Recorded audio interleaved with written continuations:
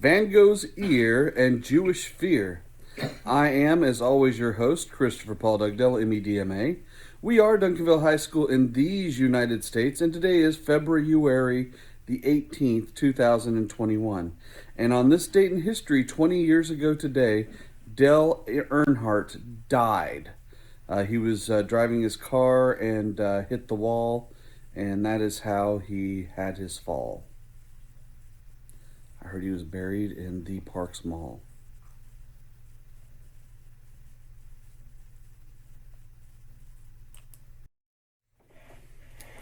So, Russian Igor Stravinsky, he wrote a ballet that the music was so different from anything that people had heard and didn't have the same type of harmonies that people were used to. And it caused a lot of problems. This one had a lot of pagan fertility rituals, a lot of primitive music, a lot of it that didn't really seem like it really went together. And some of the dance moves that were being used in conjunction with the music actually caused a riot in a French theater, right on the eve of World War One. I'll play about 30 seconds of it here for you.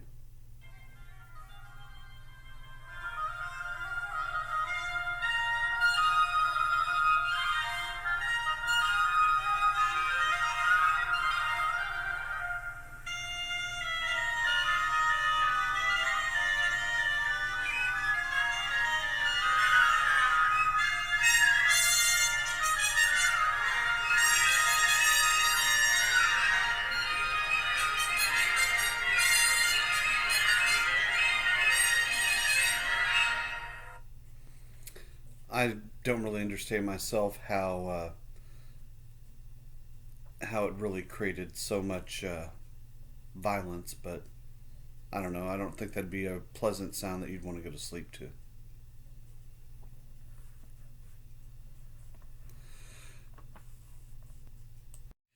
Claude Debussy was an impressionist in music, and he tried to recreate in music what people had done in art, and was trying to, with Prelude to the Afternoon of a Faun, try and recreate the feeling of a poem on the topic.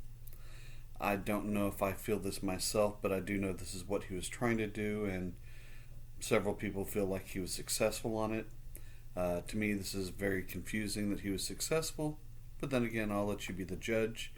Here's about 30 seconds from Prelude to the Afternoon of a Faun. And if you're wondering, a faun would be a deer.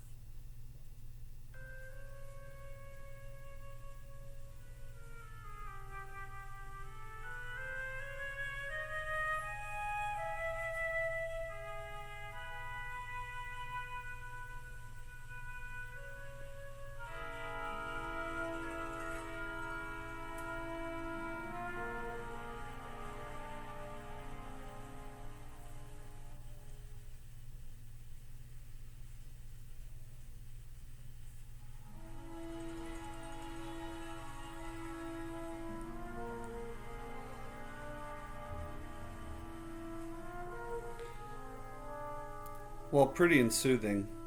I don't know if I really get the goal of what was going on there. As far as creating the feeling of a poem on a faun, although it's very peaceful. And by the way, you should understand that you do not have to have these same feelings whenever you listen to it as what they're trying to inspire, or even what the text would tell you that you would understand by reading it, or by looking at something, or listening to something, or experiencing something.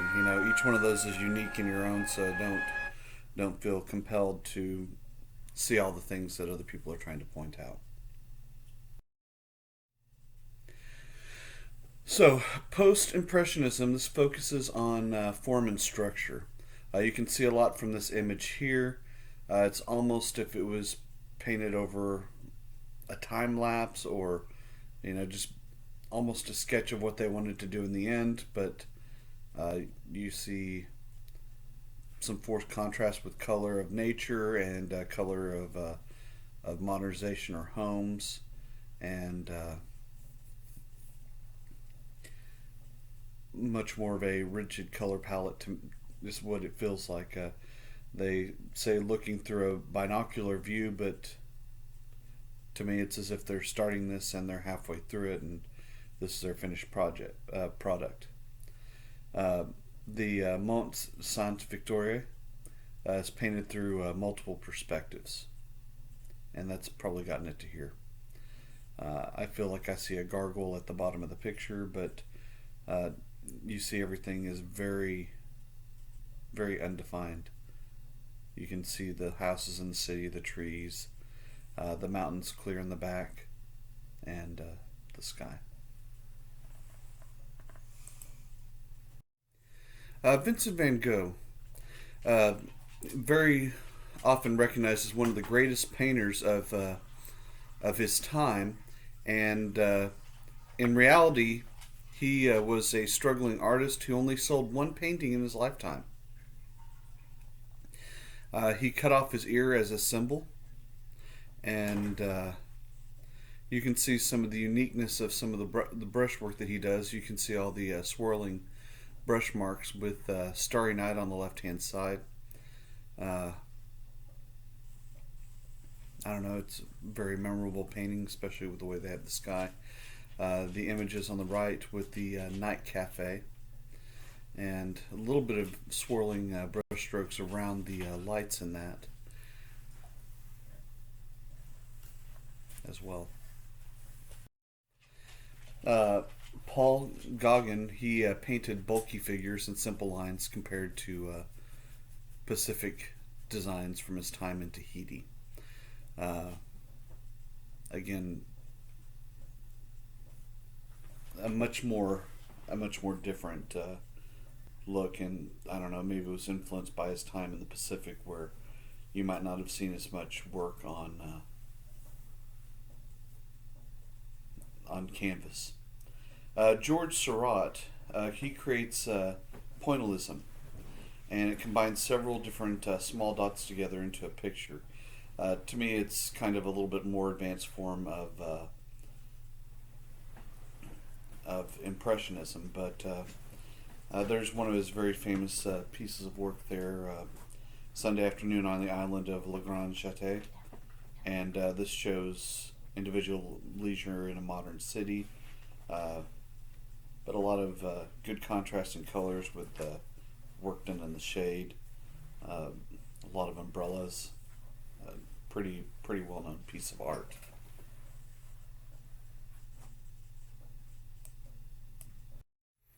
Expressionism was a little bit different than Impressionism.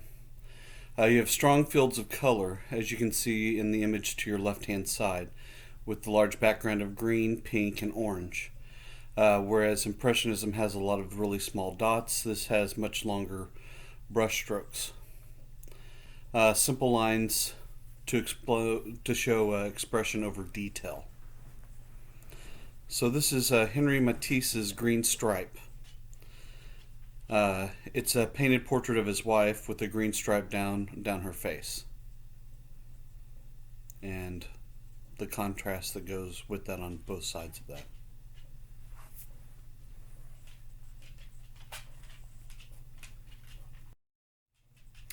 Cubism and Futurism. This shows kind of how technology influences art. This broke apart scenes into analyzable parts and reassembled them in unique ways. I'm going to start with Les Demoiselles d'Avignon. This shows 5 prostitutes wearing African and ocean masks, and it was very controversial just because of the of showing naked prostitutes. Although I believe some of them are wearing something, I don't know. But this was very controversial at the time. Now, at the top, this is really one of, by the way, these are both by Pablo Picasso. At the top, you have one of his more infamous pieces, and this is Guernica. And Guernica is his interpretation of what happens with the battle at Guernica, where the Nazis are testing all of their different strategies for for fighting World War II. And this is where they practice a blitzkrieg, going in and heavily bombing an area before moving in with the tanks and ground troops. So you can see all the destruction, all the chaos that's happening in the picture. Again, this is one of his most infamous works.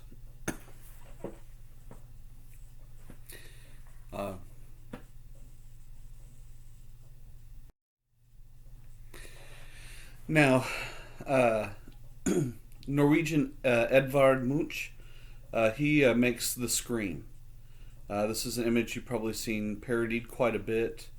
You see a ghostly figure, very silent, with a very silent scream into a red sky, kind of a world is ending kind of moment, but then right behind him you see the two peaceful figures just kind of standing on the same bridge that he's on. But I'm guessing this picture was at dawn in front of a large body of water.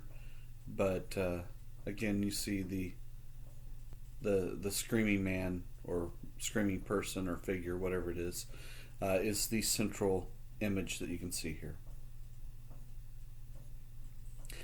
Now, Russian Wasily Kandinsky, he starts a new type of painting called abstract painting. And what he's trying to do here in this work is just really focus on color and not really paint anything that looks like anything that you've ever seen before. Although, if you look in the images, you might be able to see some things yourself.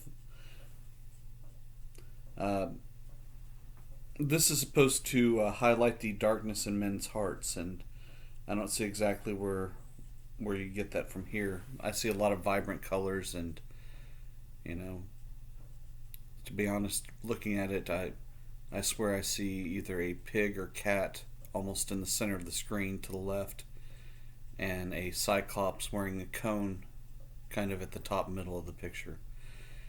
So a lot of this is lost on me, and I know that it's supposed to be interpreted without any type of resemblance to anything in visual reality, but I don't see that. And again, it's okay if you don't just know kind of what they're trying to go for here with abstract painting, that there's really nothing to it.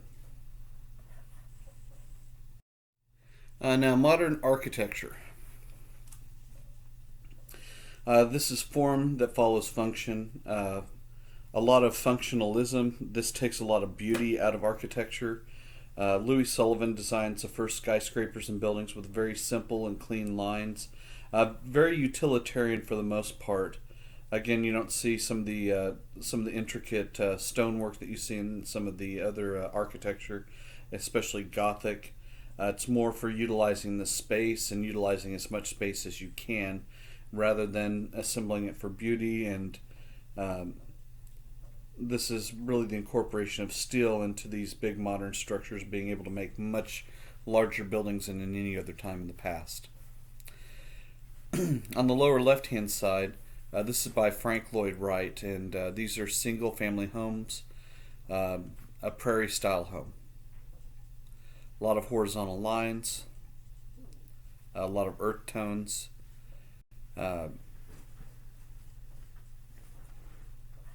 Became very popular for quite a time. Mass politics. So, by this time period, most of Western Europe had male suffrage, where all men could vote.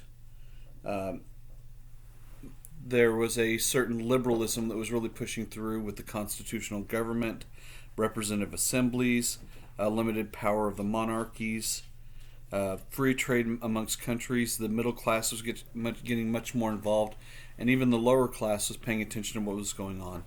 Literacy rates were really high at this time, so people were reading magazines, newspapers, listening to the radio at this point. This was early time of the radio, but it was possible to get information that you weren't able to get any other time.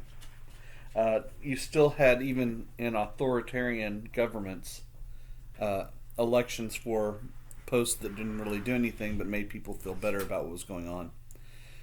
New types of constitutions, but you still had dynasties still ruling the majority of countries in Europe. Now, a lot of that would change after World War I, as you know, as governments are created and destroyed, monarchies start to disappear at this time. Well, at the end of this time. Now, women's rights. So this is a very, very slow process. Women didn't get the right to own property until 1870. 1900 in Germany, 1907 in France. Women also got the right to get divorced in Britain in 1857. This was still a largely patriarchal society where if you were a woman and you married a man, everything that you had belonged to him. If you had a job and you were putting money into your own savings account, even if you didn't make him a signer on the account, he could go in and withdraw everything.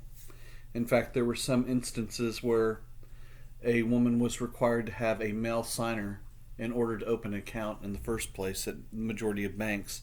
And that actually is true until about the 1960s, and in some banking institutions until the 1970s, even in the United States. Amalie Saviking, she founded the Female Association for the Care of the Poor and the Sick in Germany. And it's not long after her efforts that you see Clara Barton active in the Civil War and Florence Nightingale in the Crimean War, where the nursing field began to be predominantly women and not just done by men.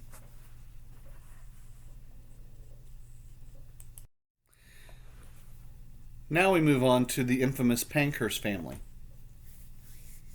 They operated in Britain, and they brought a militant way of trying to get equal rights for women. It was led by Emmeline Pankhurst, and she starts a women's social and behavioral union. And they had all types of militant actions, from throwing eggs at public officials to arson, which is burning down buildings. They chained themselves to public buildings to get attention. They would go on hunger strikes. They would smash public windows. They'd burn train cars. It was her and her daughters that were all heavily involved in this, and this inspired women not only throughout Great Britain but also throughout all of Europe. Emily Davidson threw herself in front of the King's Horse at a racing event. This was actually she died as a result of it. Now there's a lot of controversy on this because there is video on this, believe it or not, and people believe that they've been able to see her actually handing him a suffragette flag to try and get him to wave it, even though he's going at full speed, and that she misjudges it and she misjudges it. However, there were several times in her life before this happened where she was planning to attempt suicide in public to draw attention to the suffrage movement. And some people would argue that that wasn't the case anymore, but she had done that on more than one occasion. Whenever she was hit by the horse, she was still alive for 4 more days but never regained consciousness. So they called these women the suffragettes. And again, they're pushing for the right to vote with militant tactics. Suffrage, by the way, just means the right to vote. Most people have kind of blended that term to also mean women's right to vote, but suffrage would be for anyone to get the right to vote.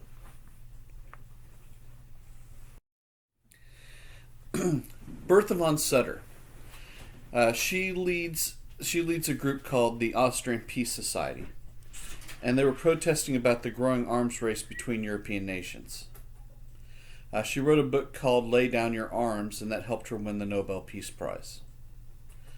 Ultimately, there was nothing they could do to prevent war from breaking out. Maria Montessori was the first Italian woman to receive a medical degree. She received that in 1896. She also created new teaching materials for handicapped children. It was her that they formed all of these Montessori schools. And that's in the 1930s. There were hundreds of them by that time, and all of them that bear her name kind of do the same type of thing.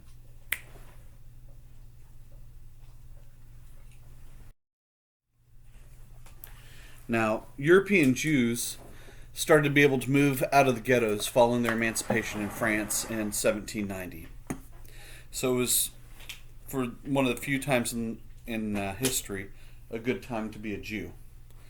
Anti-Semitism was still very heavy during this time period, and that's violence and mistreatment of Jews. Now, Eastern Europe at this time had 72% of the world's Jews.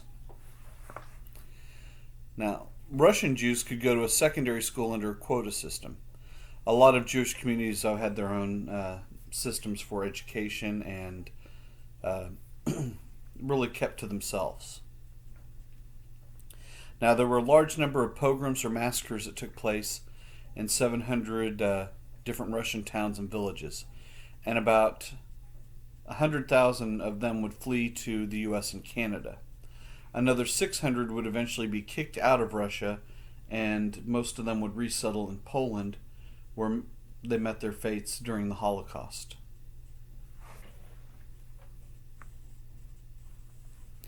So, the anti-Semitism, again, is not anything new. It's something we've actually discussed before in this class.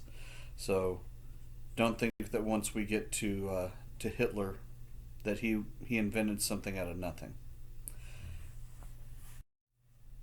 Indeed, Hitler was actually inspired by the mayor of Vienna.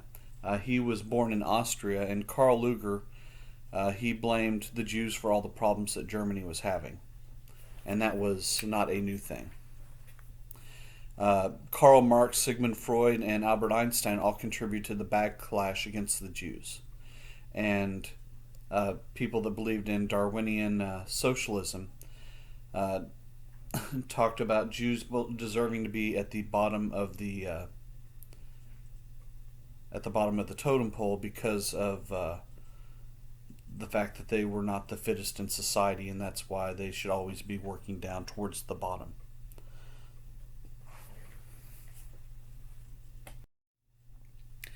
Now, Zionism. This was founded by Theodor Herzl, and this calls for a Jewish homeland in Palestine, the famed Promised Land as promised in the Old Testament of the Bible or in the Jewish Talmud. He published a book called The Jewish State that said it would happen if the Jews want it to happen.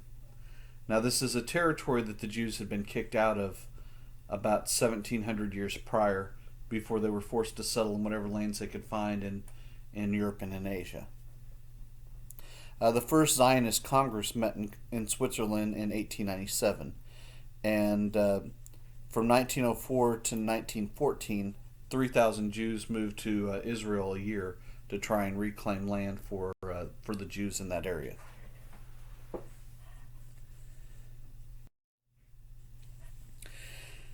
Fabian Socialist. These are intellectuals who wanted workers to capture the House of Commons in England to benefit the workers in England. Eventually, this will form a new political party called the Labour Party, and that's created by James Keir Hardie. And what they were trying to do was create a social welfare state. Now, what he's trying to do in England is similar to what the Wobblies were trying to do in the United States under Big Bill Haywood. Eventually, Bill Haywood would flee the United States when he's arrested for trying to overthrow the war effort and overthrow the U.S. government. So he escaped, and eventually he would go and advise Lenin in the Soviet Union, and he's the only American that was buried in the Soviet Union.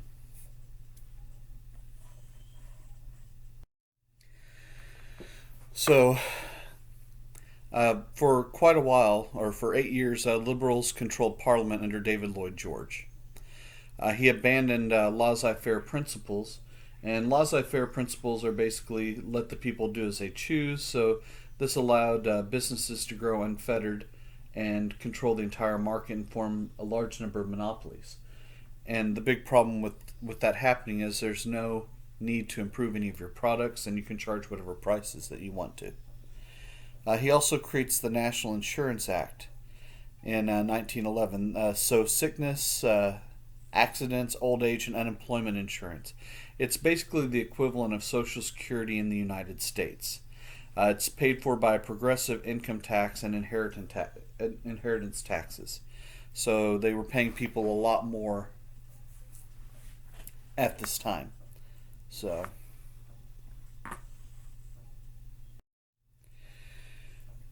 now in Italy there were several liberal parties as well.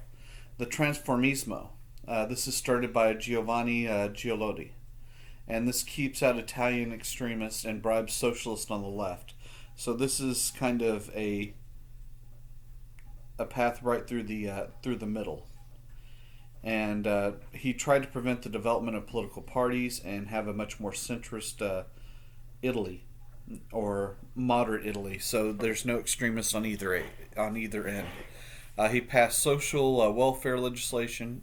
They passed universal male suffrage to try and keep the urban workers part of this, and he conquered Libya to strengthen his popularity.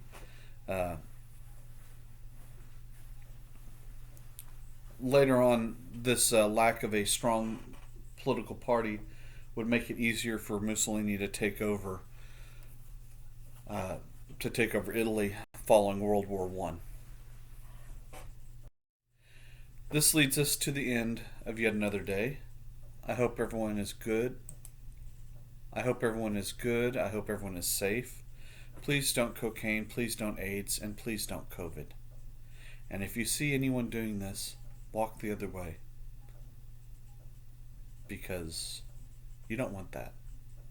Have a great day, and I'll see you soon.